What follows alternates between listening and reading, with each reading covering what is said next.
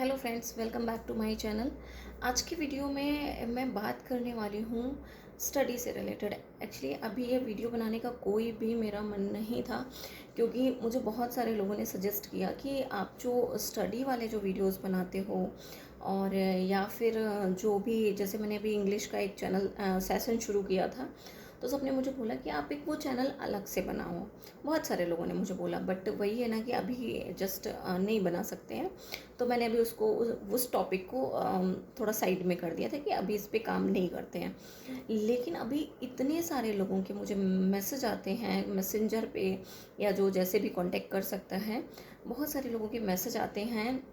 या कह लीजिए कि अभी जस्ट रिज़ल्ट ये 10th 12th का, मतलब 10th तो नहीं, 12th से, या जो भी जो जिस उसमें है अपने मतलब जिस भी फील्ड में आगे जाना चाहता है, रिज़ल्ट आया, नया सेशन शुरू हो रहा है, तो बहुत सारे लोगों ने मेरे से पूछा है, जो जानते हैं कि शायद मैं प्रिपरेशन करती हूँ या मैं एग्ज़ाम, बहुत सारे लोग जानते हैं। जाहिर सी बात है, वीडियो में बहुत सारे ऐसे चैनल में बहुत सारे ऐसे वीडियोस पड़े हुए हैं, तो अगर कोई रेगुलर देखता है तो फिर वो इस चीज़ से नोन है।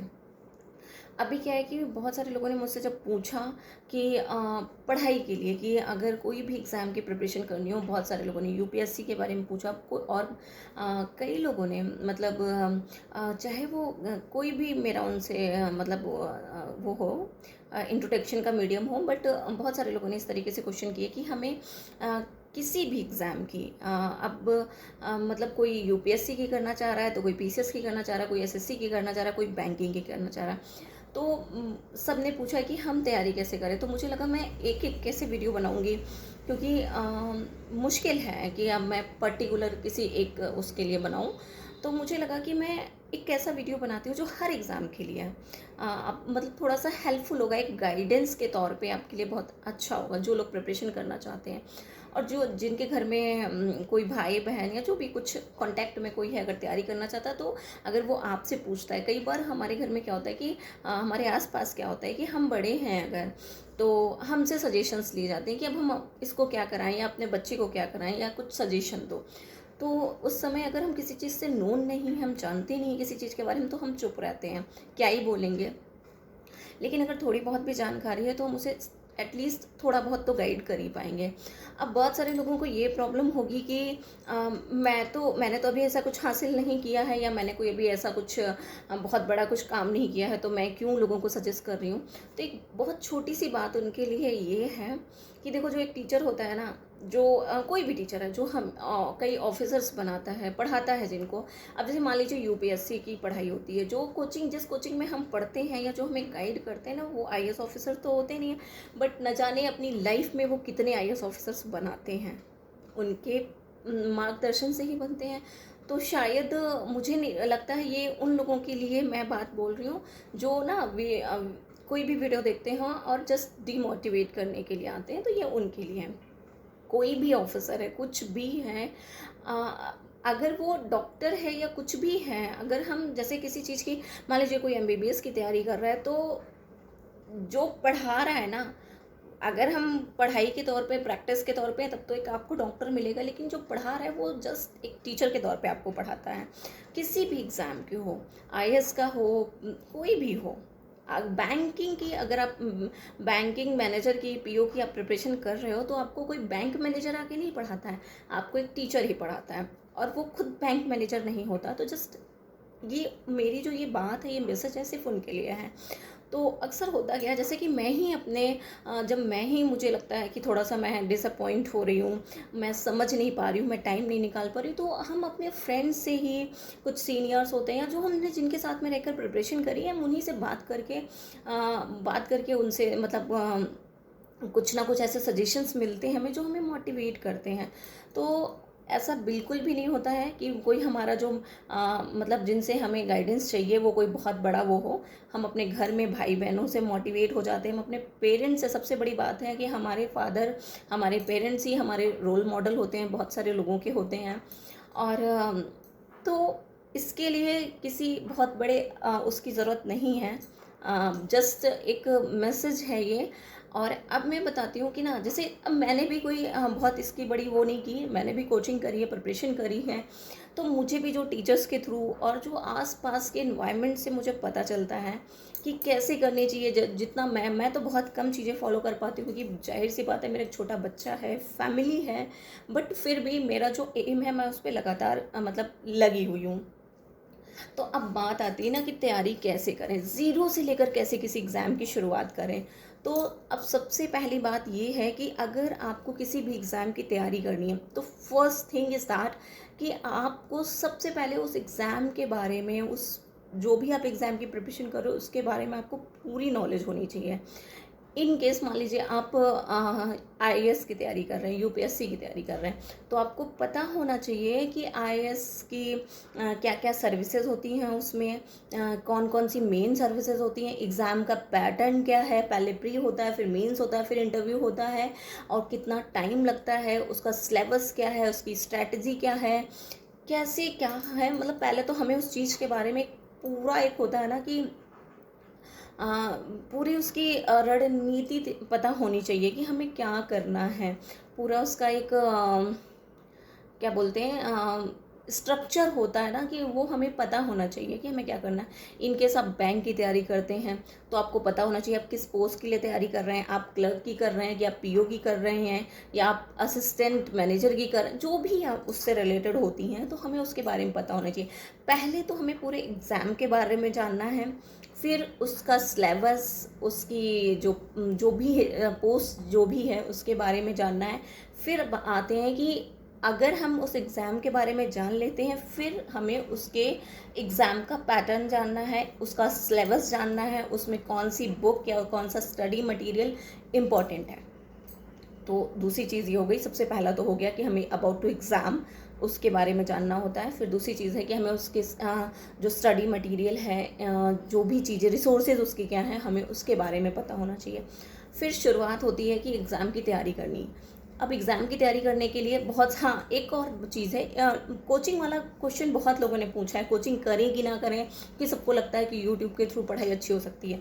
तो मैंने एक ब्रीफ में इसमें एक डिटेल्ड वीडियो बनाया है, कोचिंग करें या ना करें। तो इसका मैं या तो अभी ऊपर आपको लिंक दे दूंगी, या फिर डिस्क्रिप्शन बॉक्स में इसका लिंक दे देती हूँ। तो आप इसमें जा कर के देख सकते हैं, क्योंकि मैंने वो वाकई में बहुत स्ट्रेटेजी के साथ वीडियो बनाया है, बहुत ज़्यादा सोचने के बाद। क्योंकि कोचिंग करना और बिना कोचिंग के तैयारी करना, दोनों चीज़ों को मैंने अच्छे से डिस्कस किया है उसमें। तो जिनका क्वेश्चन ये था वो उस वीडियो को जाकर देख सकते हैं।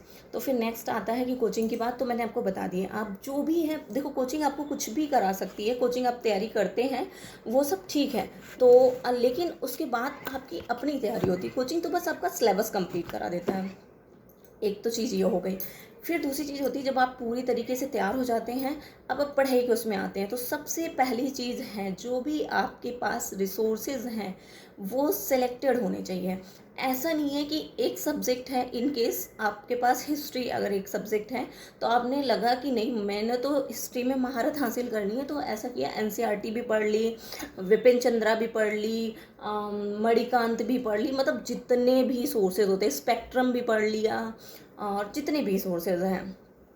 ऐसा बिल्कुल भी नहीं करना, आप उलझ के रह जाएंगे और पूरे साल, पूरे एग्ज़ाम भर आप सिर्फ हिस्ट्री ही पढ़ते रहेंगे। आपको सिर्फ एक रिसोर्सेज रखना, आप चाहे कोई एक बुक रख लो, एक क्लास नोट्स अगर कहीं अवेलेबल हो जाए वो रख लीजिए। अगर आप कोचिंग करते हैं तो उसके नोट्स हो जाएंगे, अदरवाइज़ आप अपनी सेल्फ स्टडी करते हैं तो आप एक बुक के थ्रू अपने नोट्स खुद बनाएंगे। तो सबसे बड़ी चीज़ ये हो गई कि आपको रिसोर्सेज कम रखने हैं। हर एक सब्जेक्ट का एक ही बुक होनी चाहिए। हाँ, जब आप उसको बिल्कुल अच्छे से प्रिपेयर हो जाए, वो लगे कि नहीं ये बुक तैयार हो गई, कुछ एक्स्ट्रा अगर है मैं प्रिपेयर कर सकता हूँ, तो फिर आप दूसरा कोई रिसोर्सेज देखिए। अदरवाइज़ आपके रिसोर्सेज बहुत सिलेक्टेड होने चाहिए और कम होने चाहिए, उसी पे वर्कआउट करते रहना चाहिए। फिर दूसरी चीज़ आती है कि इन सब चीज़ों को मैनेज करने के लिए एक सुटेबल टाइम टेबल आपको बनाना होगा। होता क्या है कि जब हम एग्ज़ाम, नया नया जब हमें शौक चढ़ता है ना कि हमें तैयारी करनी है, तो हम एक बढ़िया सा गेट के पीछे या दीवार पे बड़ा सा टाइम टेबल बना के चिपका देते हैं। शायद ही हम 2-4 दिन ही फॉलो कर पाते हों। ऐसा बिल्कुल भी नहीं करना है। टाइम टेबल ऐसा होना चाहिए ना जो बिल्कुल आरामदायक हो, ताकि उसको आप फॉलो करने के लिए एटलीस्ट आप उसको 1 महीने तो फॉलो करो। जब 1 महीने फॉलो करोगे ना तो चीज़ें आपकी रिदम में आ जाएंगी, आप उसे आराम से फिर फॉलो कर लोगे। इतना स्ट्रिक्ट टाइम टेबल नहीं बनाना है कि बिल्कुल जैसे आर्मी की ड्यूटी कर रहे हो, आप आर्मी की ट्रेनिंग कर रहे हो, ऐसा टाइम टेबल नहीं बनाना है। बहुत ही ईजी एंड कन्वीनियंट होना चाहिए, जो आप उसे आराम से मतलब आप उस पर एक वर्कआउट कर सको, ऐसा होना चाहिए। तो बहुत सुटेबल टाइम टेबल बनाना है, उस पर ईज़िली वर्कआउट करना है। इनकेस कोई 1-2 दिन चीज़ें मिस हो जाए, स्किप हो जाए, तो नेक्स्ट डे से फिर आप उसे कंटिन्यू करें। टाइम टेबल लाइफ में ज़रूरी होता है। फिर उसके बाद आते हैं कि कोई भी एग्ज़ाम, मुझे लगता है मैंने तो बहुत ज़्यादा एग्ज़ाम्स नहीं दिए, मतलब डिफरेंट फील्ड के नहीं दिए हैं, बट जैसे यूपीएससी ले लो, एसएससी, मुझे लगता है हर एग्ज़ाम में करंट से रिलेटेड ज़रूर कुछ क्वेश्चंस आते हैं। और पता, करंट हमारी लाइफ में ज़रूरी भी है। मुझे लगता है एग्ज़ाम देने वाले की लाइफ में नहीं, हर किसी के लाइफ में करंट ज़रूरी है। अगर हम अपनी चीज़ों, जो हमारे आसपास की चीज़ें हैं, मुझसे ही अवेयर नहीं रहेंगे, तो फिर हमारी एजुकेशन का फ़ायदा क्या है। टॉपिक क्या है, करंट में क्या चल रहा है, क्या कॉन्फ्लिक्ट चल रहा है किसी का किसी के साथ में, या क्या इस समय बहुत ज़्यादा बूम पे, मतलब बहुत सारी चीज़ें ऐसी हैं। तो हमें सबसे पहले अपने करंट से अपडेट रहना है। करंट के लिए आप मैगज़ीन, मंथली मैगज़ीन्स ले सकते हैं, न्यूज़पेपर अगर आपके पास अवेलेबल हो जाए। जैसे मैं जहाँ रहती हूँ तो मुझे बहुत अच्छा वो नहीं होता ना, नेशनल वो नहीं मिल पाता है एडिशन। तो फ़ोन में एक इन शॉर्ट करके एक ऐप आता है, INSHOT शायद, इन शॉर्ट करके ऐप आता है। उसमें छोटी छोटी न्यूज़ आती हैं और हर एक फील्ड की आती हैं, चाहे वो साइंस टेक हो, चाहे पॉलिटिक्स हो, चाहे कुछ भी हो। तो वो बहुत काम का होता है, in short app, INSHOT, in short app. उसको आप डाउनलोड कर लीजिए। छोटे से 50-60 मुझे लगता है वर्ड्स की एक न्यूज़ आ जाती है, तो उसमें हमें एक ज़रूरी मटेरियल मिल जाता है, हिंदी इंग्लिश दोनों में आता है। तो उसको हम डाउनलोड कर सकते हैं। आप अपने फ़ोन में कोई भी न्यूज़पेपर का ऐप डाउनलोड कर सकते हैं। नहीं डाउनलोड करना चाहते, गूगल पे जाके पढ़ सकते हैं। कोई भी ऐप, न्यूज़पेपर ऐप, चाहे हिंदी हो चाहे इंग्लिश हो, आप उसे आराम से पढ़ सकते हैं। फिर नेक्स्ट आते हैं, करंट अफेयर हो गया। फिर जब हम पढ़ाई के अच्छे से रिदम में आ जाते हैं, अच्छे से पढ़ने लगते हैं, चीज़ें समझ में आने लगती हैं, तो सबसे ज़रूरी इम्पॉर्टेंट चीज़ होती है कि हमें उसकी प्रैक्टिस करना ज़रूरी होता है। अगर आपका एग्ज़ाम सिर्फ ऑब्जेक्टिव बेस है, क्वेश्चन बेस है, तो आप ऑब्जेक्टिव क्वेश्चंस की प्रैक्टिस करते रहिए, लास्ट ईयर के क्वेश्चंस लगाते रहिए। उससे आपको आइडिया मिल जाएगा कि वाकई में एग्ज़ाम का पैटर्न क्या है, एग्ज़ाम क्वेश्चन, मतलब एग्ज़ाम में एग्ज़ामिनर जो है वो किस बिहाफ पे क्वेश्चन पेपर सेट करता है, तो हमें वो चीज़ पता हो जाती है। तो हमें उसकी प्रैक्टिस करते रहनी चाहिए। अगर आप यूपीएससी का एग्ज़ाम देते हो, मेंस की तैयारी करते हो, या बहुत सारे एग्ज़ाम में मेंस का एग्ज़ाम होता है, एसएससी में भी शायद कई टियर होते हैं, टियर 1, टियर 2, तो मुझे एग्जैक्टली नहीं पता है कि मेंस में वहाँ उसमें आंसर लिखने होते हैं या ऑब्जेक्टिव, शायद ऑब्जेक्टिव बेस्ड ही मेंस उसमें होते हैं टियर आगे के। तो आप उसको प्रैक्टिस करनी है। अगर आप पीसीएस या आईएएस की तैयारी करते हो, तो उसमें आपको आंसर राइटिंग की प्रैक्टिस करते रहना है। डेली 1-2 आंसर आपको स्टार्टिंग से ही लिखते हुए चलना है। ये सबसे इम्पोर्टेंट चीज़ हो गई। फिर दूसरी चीज़ ये है कि जितना भी हमने पढ़ा है, एक रिवीजन का जो मेथड है, जो हमें हमारी कोचिंग में सिखाया जाता था, जिसको फॉलो कर करके हम 1-2 सब्जेक्ट्स या जैसे जैसे कंप्लीट होते उन पे अपनी कमांड बना पाते थे। सबसे अच्छा है कि अगर आपने कोई चीज़ पढ़ी है, जैसे मान लीजिए आपने कोई चैप्टर पढ़ा किसी भी सब्जेक्ट का, तो जस्ट नेक्स्ट डे उसका रिवीजन करना है। फिर उसका रिवीजन थर्ड डे, मतलब तीसरे दिन करना है, मतलब नेक्स्ट चैप्टर शुरू करने से पहले उसका एक रिवीजन और करना है। या फिर वीक में एक आपको रिवीजन करना है, और जस्ट फिर 1 महीने बाद आपको उसका रिवीजन करना है। यानी कि आप अगर किसी भी टॉपिक का, किसी भी सब्जेक्ट का कोई भी चैप्टर अगर आप 3 टाइम उसको रिवाइज कर लेते हो कंटिन्यूसली, एक तो फर्स्ट 3rd डे, फिर 7 डे, फिर आप 30 डेज, आफ्टर 30 डेज, तो आप उस सब्जेक्ट पे अपनी एक होता है ना पकड़ बना लेते हो। तो रिवीजन का ये होना चाहिए, रिवीजन करते रहना चाहिए, नहीं तो चीज़ें स्किप हो जाती। बहुत सारा सिलेबस है, बहुत सारी चीज़ें हैं। ऐसा नहीं है कि वो सब चीज़ें हमारे दिमाग में स्टोर हो जाती हैं, स्टोर होती हैं, लेकिन जैसे ही हमने कुछ नया पढ़ा, शायद थोड़ी बहुत चीज़ें वहाँ से डिलीट हो जाए। तो इससे अच्छा है कि हम उसको बार बार प्रैक्टिस करके हम उसको रिवीजन करते रहें। तो ये दूसरा अच्छा मेथड है मतलब रिवीजन का। फिर लास्ट में आते हैं कि जब भी आपको लगे कि हाँ मैंने टाइम टेबल फॉलो किया, क्वेश्चन पेपर लगाए और रिवीजन कर रहे हैं, करंट अफेयर से अपडेट हैं, लास्ट में आता है जब आपके एग्ज़ाम का टाइम आने वाला हो, उसके 3-4 महीने पहले से ना आप कोई भी टेस्ट सीरीज़ ज्वाइन कर लीजिए, चाहे वो ऑफलाइन हो चाहे वो ऑनलाइन हो, या खुद से आप ग्रुप स्टडी कर लीजिए 4-5 फ्रेंड्स को मिला करके। तो आप क्वेश्चंस तैयार करिए, तो उससे क्या है कि आपको होल सिलेबस की एक होता ना टेस्ट सीरीज़ जब बना लोगे तो आप उस पर जब वर्कआउट करोगे तो अपने आप को आँक पाएंगे कि हम अभी कितने उसमें हैं, मतलब हमारा लेवल क्या है। तो मुझे लगता है इतने ये टिप्स जिन लोगों को भी ज़रूरत थी, जिनके लिए बहुत था कि नहीं आप वीडियो ही बना के डालो। शायद वीडियो बना के डालने में ये होता ना कि वीडियो बार बार देखा जा सकता है, इसलिए मुझे लोगों ने वीडियो बनाने के लिए बोला, क्योंकि उन्हें पता है कि मैं जब बना ही रही हूँ तो फिर वीडियो बनाना मेरे लिए ईजी होगा, एक एक को रिप्लाई करने से अच्छा है। तो मुझे लगता है अगर आप इन सब चीज़ों को फॉलो करेंगे तो आप अच्छे से एग्ज़ाम की प्रिपरेशन कर पाएंगे। और हाँ, बहुत सारे लोगों ने बोला कि मैं अपना रूटीन भी शेयर करूँ कि मैं कैसे मैनेज करती हूँ पढ़ाई और बच्चा और घर और यूट्यूब। तो मुझे लगता है एक बार मैंने पढ़ाई और बेबी का शेयर किया है एक वीडियो, लेकिन इसका है ना तो मुझे इसके लिए इत्मीनान से मैं कभी टाइम ले करके बनाऊंगी वीडियो, क्योंकि बहुत सारे लोग हैं, शादी हो जाती है तो कुछ ना कुछ करना चाहते हैं, तो उसके लिए एक वीडियो मैं फिर शेयर करूँगी। वीडियो बहुत लंबा हो रहा है, तो अगर आपको वीडियो पसंद आया हो तो प्लीज़ लाइक करके ज़रूर बताइएगा, लाइक करिएगा, कमेंट करके ज़रूर बताइएगा कि आपके लिए बेनिफिशियल है। और जिनके लिए नहीं बेनिफिशियल है, जिनको नहीं देखना, जिनको नहीं तैयारी करनी, वो प्लीज़ आप मत देखिएगा। और जिन्होंने मेरे चैनल को सब्सक्राइब नहीं किया है तो please subscribe my channel, and मिलते हैं नेक्स्ट वीडियो में। Till then bye bye.